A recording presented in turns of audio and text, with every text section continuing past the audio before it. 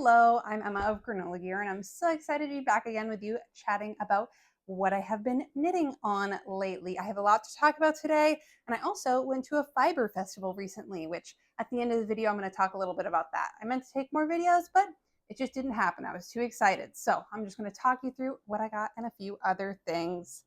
Um, what I'm wearing today is the Ingrid sweater by Petite Knit. I knit this in Drops Lima. I do not remember the color. That's a DK weight yarn and it's a worsted weight pattern. I honestly don't know why I did that. I have no recollection, but it fits well and I really enjoy it. It was a fun piece. It definitely picks up a lot of lint. I don't know if that's because of the alpaca content, and it has pilled a decent bit, but it's still beautiful. It's still comfortable. I love this style. I mean, we all know and love it. It's a beautiful piece, and I would knit it again if I had the right yarn opportunity. So yeah, that is what I am wearing today. Let's get right into it today with finished objects. And this, you're going to look at it and you're going to say, that's not finished. And you're right, it technically is not really quite finished. I'm mostly done with the Italian bind off, but this is the time I have to film. So I'm just going to film it, even though it's not done, because I will eventually, before I edit this video and post it, take a video of me trying it on, and it will be finished at that point in time, but it is not at this very second. So this is the Pojhola pullover by Sari Nordland. In this low light, you can probably only see the dark and the light. If you look really closely, there is a third color that is the purple. I talked about that a lot in the last podcast. This is 3 colors and there's purling. So it is kind of a crazy maniac person kind of knit. It was very difficult. This is actually all blocked, even though my Italian bind off is not done, because I wanted to make sure everything was all set and I didn't need to like move some yarn around and figure it out before I bound off. And it's easier to do the Italian bind off after I've blocked than it is to unpick the Italian bind off after I've blocked.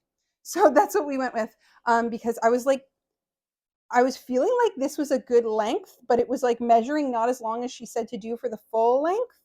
And then I only ended up with an inch of ribbing and she calls for 2 inches, which is fine. Like, it's not a huge deal, obviously, to switch between 2 inches and an inch. This is knit in the Jamisons of Shetland Spindrift in the colors. This one, the lighter color is the Oyster, the purple color is Havana, and the green, foresty green color is Earth. It's a very sticky, rustic yarn. It's definitely what I would call prickly, not something I'd want next to skin. So I did start my double knit collar with a superwash merino so that I cannot feel it, like it doesn't rub directly against my skin. I prefer when a collar is knit down as you're knitting it, but I just didn't do it because she didn't call for it and I was feeling lazy, so I didn't do it. But I didn't sew it down like she says to, because I find that makes a really hard line right here at the neck, which kind of gives it an odd transition. So instead I crocheted it down, which you probably can't really tell, just to give it a little more flex. I did it pretty loosely so that I could get my head through the hole. It's definitely a little more mock necky than I was expecting. But I know that's because the color work is kind of tight. Just is what it is. There weren't any increases after the collar until more like out here. So this part is still basically straight knitting. It doesn't pull out maybe as much as I would like for it to. The sleeves are definitely tighter than I'm used to. I kind of expected that. I knew that was the style of this knit. Yeah, I think it's cool. I think it was a good use of this yarn. It was like a good learning piece in many ways. It's always good to kind of stretch yourself. I love the look of color work, and I don't always hate knitting color work, but it's just not my favorite. I much prefer like a textured or cable knit. That to me is really fun. Color work is not as much fun for me. I'm just trying to push through it.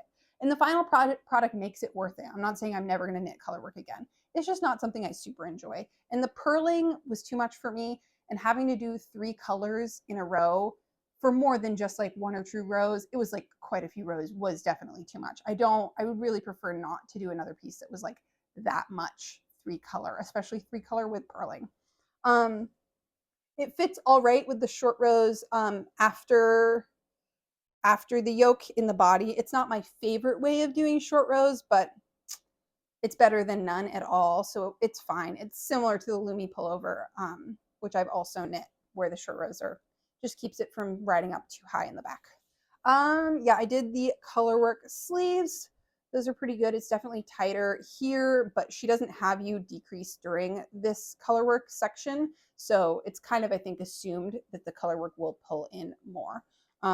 This is knit on, use 4mm for this, no, 4mm for the colorwork and 3.5 for the stockinette, because this is obviously going to be a little bit tighter. What else? Yeah, the length is fine. I mean, this yarn blocks out really nicely, so it looks really good. I think in the last video podcast, I realized I was showing you the back, and the back is like where the color, like each row started and ended, so it's like a little funky there, which is, I don't know, there's kind of no good place to put it when it's in the yoke. So the back is, I guess it may as well be there. But yeah, no double knitting before the end of the sleeves or the edge. She didn't call for it, and I also thought that it was the right pick for this yarn specifically. I didn't think it needed to be super tight at the end. So that is my finished object. Okay, instead of like a normal try on, I'm going to talk a little bit more about this because like when I was filming that, obviously I was mostly done with binding off, but I hadn't like fully tried on the finished product yet. So I wanted to come to you with my like it's totally done review, and I actually wore this all day yesterday, so that helps a lot too. If the light isn't amazing, I'm sorry. It's like just one of those cloudy winter days. It's not, I can't get it super bright in here. It is what it is. But okay, so back to the piece. I was unsure about this because I think I usually wear pretty loose garments, especially knits. I'm usually wearing something underneath them. I'm not necessarily really into the tight sleeve thing. I was worried about how far down this yoke would go because I think some circle yokes go really low and look weird in the armpits. But I actually love how this looks. Like, I think this is overall very chic, I guess I would say. Um, I just think it looks really nice. I think it looks really polished. I do not love the collar, but it's not like a predominant thing for me. Sometimes I have like one ick with a sweater and I'll still wear it, but it's just not like it's kind of makes me, if I look in the mirror too long at it, I think about it. But I just really like this. I think it looks really good. I think it fits really nicely. The sleeves are like the armpits at a totally fine place. I did the regular length. I maybe did a little bit under the regular length because I was running out of the dark green yarn. But I think it's the perfect length. It hits at the right spot. I like a good at a little bit below my hip. I don't usually do crop stuff anymore. I just don't think it looks as good on me, depending on the context. More so in wintertime.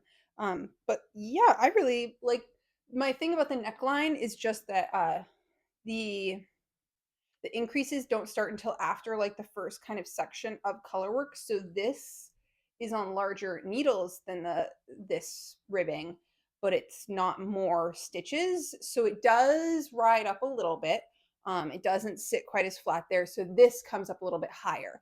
That's what I'm not like the biggest fan of.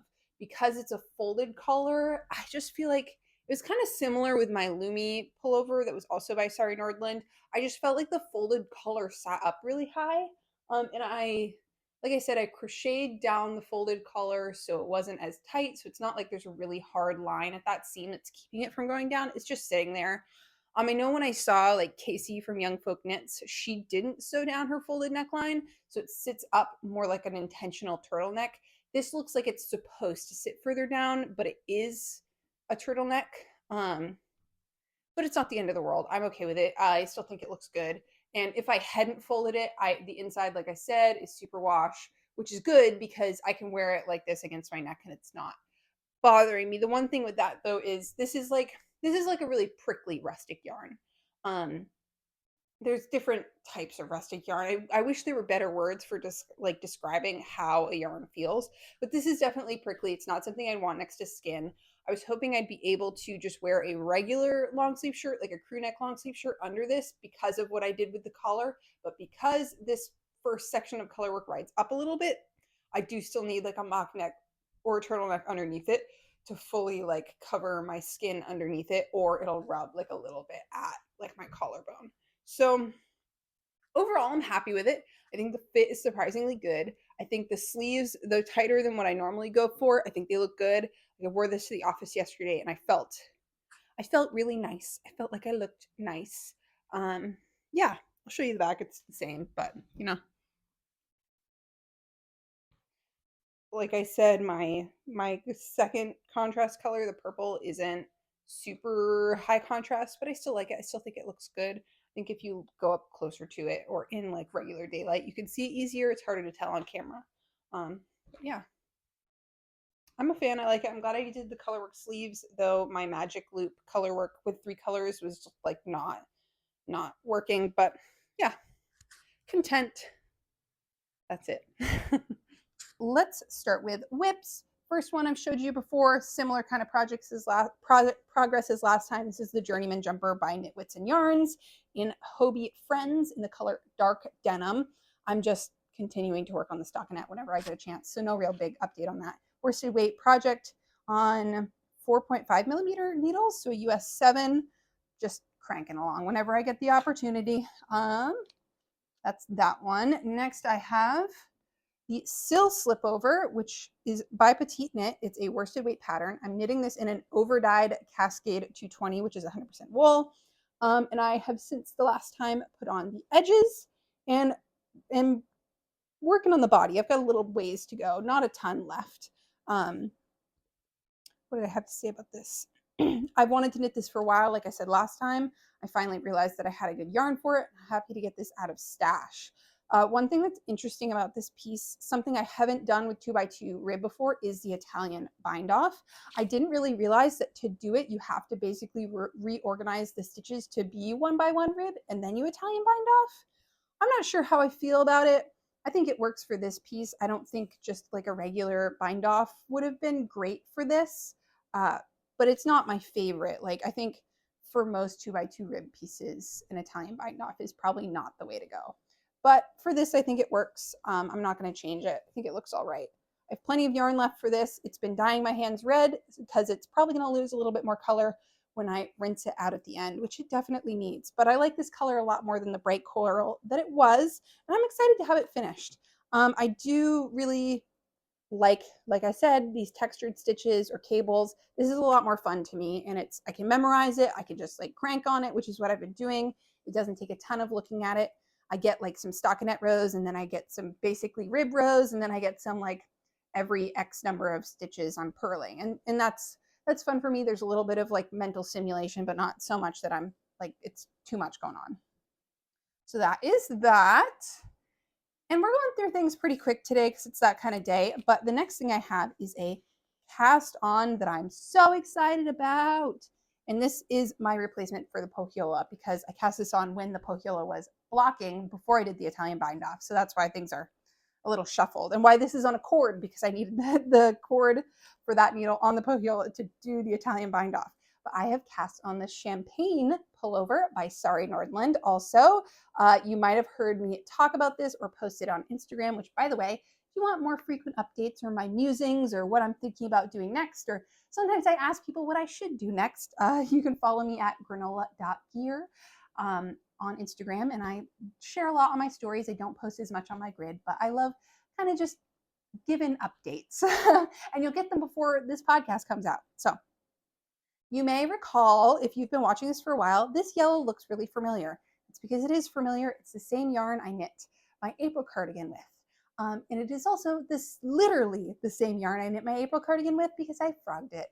This was not the right yarn choice for it. And I realized afterwards, actually, I knit that April cardigan in the size small. And the April cardigan that I had knit previously was a medium.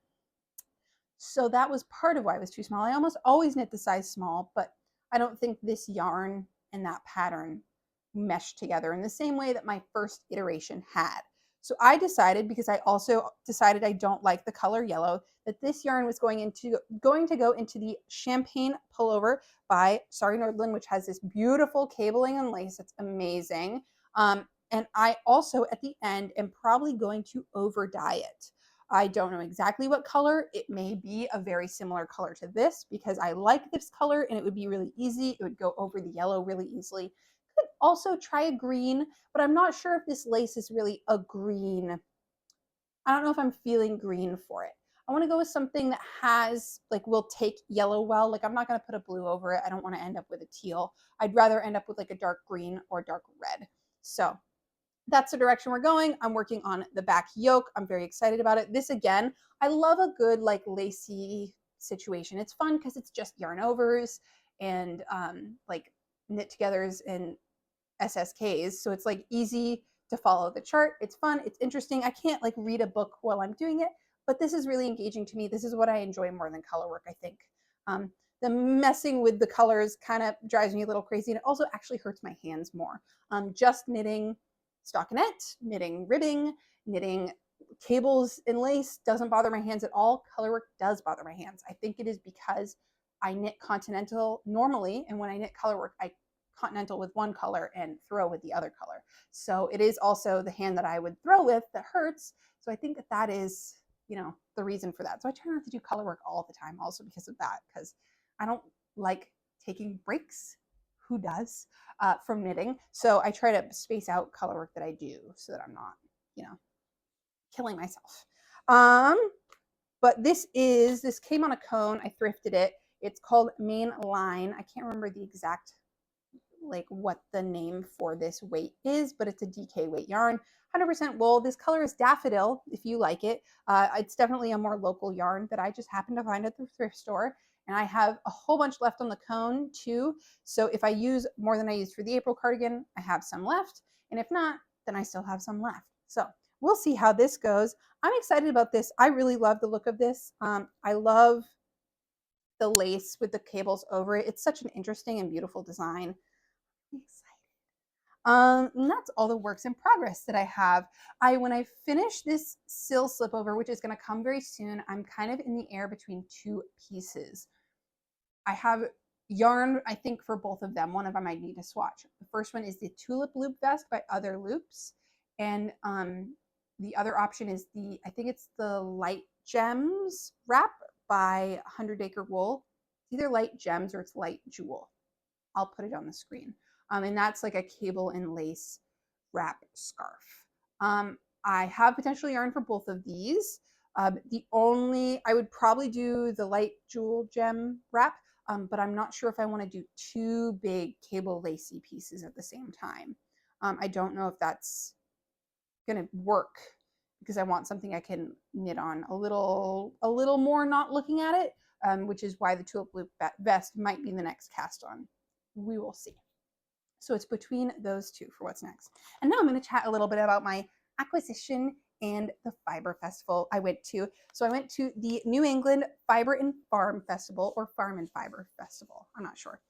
It was at the Cyclorama Arts Center, which is by the Boston Ballet in Boston. I'd never been there. It's like this big circle room with this crazy roof.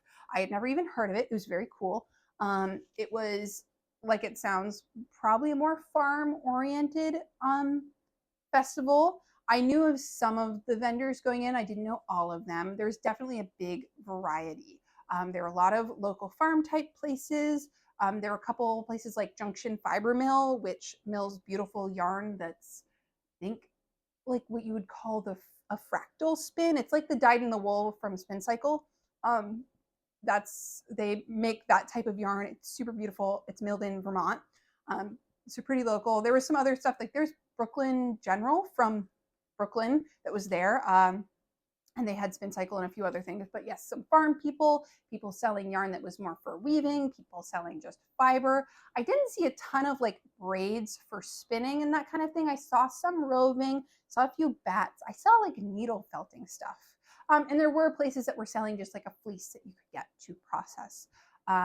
What else? There were a handful of dyers, a bunch of natural dyers, which I guess makes sense for something more farm oriented. There were some sewists who had project bags and that kind of thing. And actually, I think two jewelry makers, which was kind of cool. And they had some notions that were handmade and really beautiful. One thing I didn't see a lot of I guess notions in general. I maybe expected to be able to find like some stitch markers or something pretty easily, and I didn't really, other than the jewelry place, which I mean they were gorgeous, but they were like sterling silver, and that was not going to happen for me. I will lose them, um, and that kind of thing.